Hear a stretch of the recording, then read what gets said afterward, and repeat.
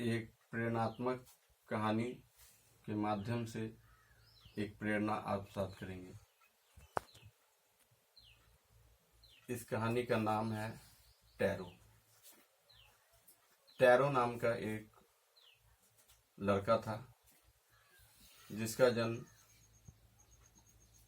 लोहार कुल में हुआ था। पेशे से वह लकड़हारे का काम करता था, यानी डेली लकड़ी काटता था और बेचता था। उससे जो पैसे प्राप्त होते थे उसी से वो जीवन यापन करता था। उसके परिवार में सिर्फ एक माँ और एक टैरो, यही दो आदमी थे।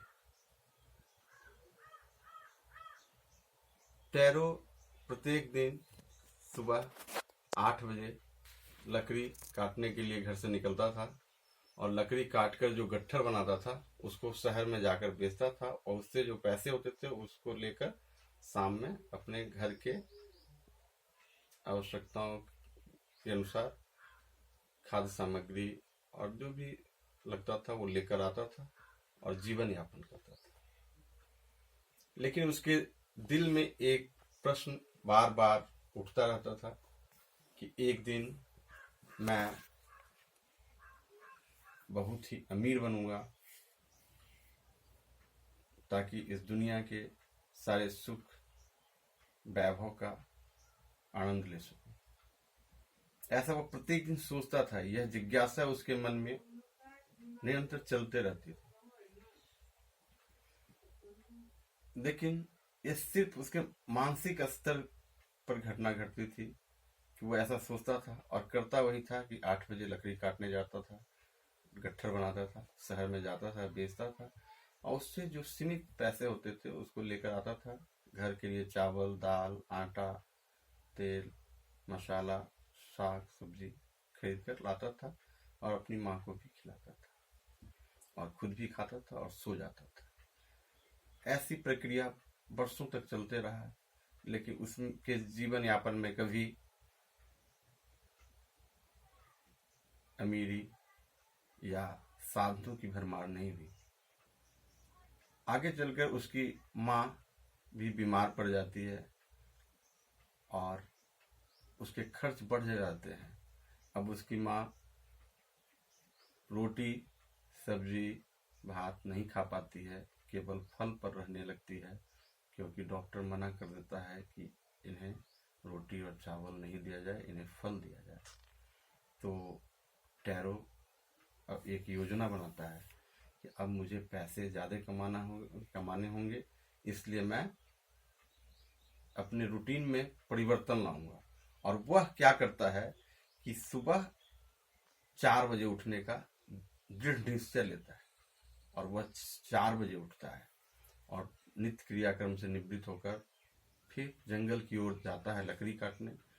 इस बार वो जितना काटता था उससे डबल बनाता है और बनाते बनाते क्या होता है कि वो 2 बंडल बना लेता है और फिर बेचता है और बेचकर कुछ जो पैसे होते हैं उसको लेकर घर में आता है।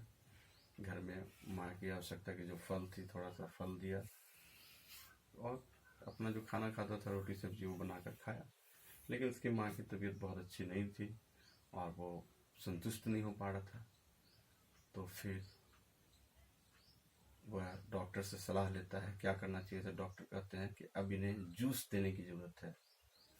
फल का जूस, जैसे अंगूर का जूस है, पपीता का जूस है, गाजर का जूस है, इस टाइप का जूस देना चाहिए।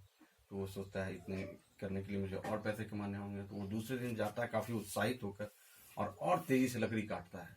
लकड़ी काटते काटते काटते काटते उसके हाथ में काफ़ी फोड़ा जैसा हो जाता है, फफोला आ जाता है और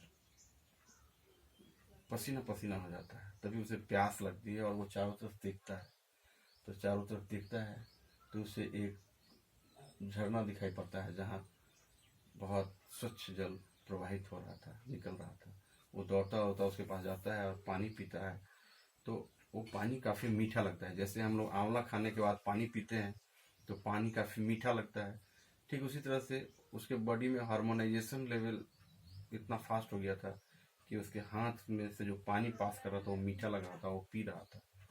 तो उसे काफी तृप्ति लगती है। उसे लगता है इतना शक्ति तो मुझे फल के जूस से भी नहीं प्राप्त हो सकता जितना इस जल से प्राप्त हो रहा है। अब टैरो पढ़ा लिखा नहीं है, उसे ये बात समझ नहीं आ रही है कि ये जल इतना मीठा क्यों है, और वो इस बात को सोचता है कि ये जल मीठा इसलिए है क्योंकि एक विशेष जल है और वो सिर्फ मुझे मिला है, किसी और को नहीं। ऐसा वो सोचता है और एक बोतल में जल लेकर और खुशी से वो लकड़ी का गट्ठर भी वहीं छोड़ देता है, घर चला आता है। घर आने के बाद वो माँ को देता है जल पीने के लिए कि माँ आज देखो मैं ये अमृत लेके आया हूँ, इससे तुम्हारी सारी समस्याएं हल का निराकरण हो जाएगा, सारी समस्याएं खत्म हो जाएंगी, तुम्हें सुखद जीवन प्राप्त होगा। उसकी माँ पीती है, उसे भी बहुत अच्छा लगता है और उसे भी लगता है कि इससे ऊर्जा प्राप्त हो रही है। अब क्या होता है कि वो काम करना छोड़ देता है और घर में ही वो जल पीकर रहने लगता है। तो घर के अगल बगल के लोग पूछते हैं कि भाई तुम काम करने क्यों नहीं जाते हो, शहर में लकड़ी बेचने क्यों नहीं जाते हो? तो बोलता है मुझे अमृत की प्राप्ति हो गई है, अब मुझे कहीं जाने की जरूरत नहीं है, क्योंकि ये जो जल है इससे सारा बीमारी ठीक हो जाता है। तो ये बात उस गांव के राजा को पता चलता है। राजा को पता चलता है कि टैरो को अमृत की प्राप्ति हो गई है और वो अमृत ऐसा है कि उसकी माँ को भी ठीक कर दिया और उससे भी ठीक कर दिया है, उसे शहर में काम करने जाने की आवश्यकता नहीं होती है। तो राजा के दिल में एक प्रश्न उठ जाता है कि मैं इतनी दिन से पूजा कर रहा हूँ, तपस्या कर रहा हूँ, साधना कर रहा हूँ, आराधना कर रहा हूँ, मुझे प्राप्त नहीं हुआ, एक साधारण व्यक्ति इस लोहार को कैसे हो गया, इस लकड़हारे को कैसे प्राप्त हो गया? चलो हम उससे पता करते हैं। तो राजा आता है और राजा पूछता है, तो वो बोलता है कि हाँ मुझे तो प्राप्त हुआ है। तो राजा बोलता है कि हम जीप पर अपना गैलन लेके जाएंगे उस पहाड़ के ऊपर जहाँ पे है वो झरना, और हम भी लेके आएंगे। तो राजा उसके साथ जाता है और वहां से वो झरना का पानी लेके आता है। तो उस झरना के पानी से कोई इफेक्ट नहीं होता है, उन लोगों को कोई फर्क नहीं पड़ता है। वो लोग कहते हैं ये साधारण जल है, और वो सब प्लान बनाते हैं कि अब टैरो की पिटाई करनी चाहिए, क्योंकि टैरो ने तो हमें कुछ काम का चीज बताया नहीं, सबको परेशान कर दिया। तो टैरो घर में छिप जाता है, टैरो घर के अंदर छिप जाता है। अब यहां पर सोचने की एक प्रश्न है कि इसमें गलती टैरो की है या राजा की है या उसके आस पड़ोस के लोगों की है या उसके दोस्तों की है? तो इस पर निष्कर्ष ये आता है कि टैरो को खुद पता नहीं था कि ये जो जल मीठा है इसका मूल कारण क्या है, और उसने वो भावनात्मक लेवल पे वो ओपन है, ओपन हार्टेड है। वो चाहता है कि सर्वे भवन्तु सुखिनः, सर्वे सन्तु निरामया, सर्वे भद्राणि पश्यन्तु मां कश्चित् दुःख भाग् भवेत्। संसार में सभी लोग खुशी रहें, कोई रोगी ना हो, सब लोग खुश रहेंगे तो मैं भी खुश रहूंगा, उसकी भावना ऐसी। लेकिन परिणाम क्या आ रहा है? परिणाम ये आ रहा है कि सारे लोग उसके विरोध में हो जाते हैं। अर्थात उसे ये पता नहीं है कि इसका मूल कारण क्या है, जो उसके अंदर हार्मोनाइजेशन हो गया है जिस कारण से वो जल मीठा हो जा रहा है, ये उसे पता नहीं है। तो इसीलिए कहा गया है कि हर चीज हर व्यक्ति के लिए एक जैसी नहीं होती, और ये सापेक्षिक जगत है। किसी को हम अच्छा कहते हैं इसका मतलब उससे इंफीरियर चीज वहां है, किसी को खराब कहते हैं इसका मतलब उससे बहुत सुपीरियर चीज वहां पर है। तो इस कहानी से हमें ये प्रेरणा लेना चाहिए कि चाहे मुल्ला का कौल हो या पंडित का ज्ञान, जे बीते आपते ताको ही तू मान। इस दृष्टिकोण से साहित्यिक जो भी चीज हम पढ़ते हैं या सुनते हैं उसे हमें समझने की प्रयास करनी चाहिए। उसमें टैरो की क्या गलती रही कि उसे आत्म साक्षात्कार नहीं था, उसे यथार्थ ज्ञान नहीं था, वो भावुक था और उसकी भावुकता ही उसके समाधान के बजाय समस्या का रूप ले रहा था। तो हमें ऐसा नहीं होना चाहिए। हमें किसी भी चीज के वैज्ञानिक पक्ष को देखना चाहिए। साइंटिफिक सर्कमस्टेंशियल एविडेंस हमारे पास होना चाहिए, तभी हम उसकी पुष्टि कर पाते हैं। ऐसे कहना तो बहुत सरल है कि जैसी दृष्टि वैसी सृष्टि, लेकिन दृष्टि बनने में समय लगते हैं। इसी के लिए पढ़ना पड़ता है, पीएचडी तक लोग पढ़ाई करते हैं, तो जाके वो तत्व समझ में आते हैं।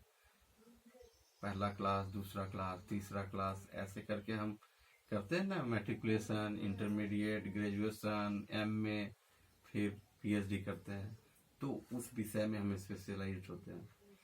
तो इससे हमें ये समझना चाहिए कि जो चीज़ मेरे लिए जितना प्रभावी है, ये गारंटी नहीं है कि दूसरे के लिए उतना प्रभावी होगा। लेकिन शास्त्र की बातें, गुरु की बातें मानना हमारा धर्म है। अगर विश्वास नहीं तो संसार नहीं। विश्वास ब्लाइंड नहीं होना चाहिए, साइंटिफिक होना चाहिए। अंधविश्वास नहीं होना चाहिए, वैज्ञानिक विश्वास होना चाहिए। तो हमें लक्ष्य की प्राप्ति अवश्य होती है। इसी के साथ आज का दिन मंगलमय हो। सबों के लिए शुभकामनाएं।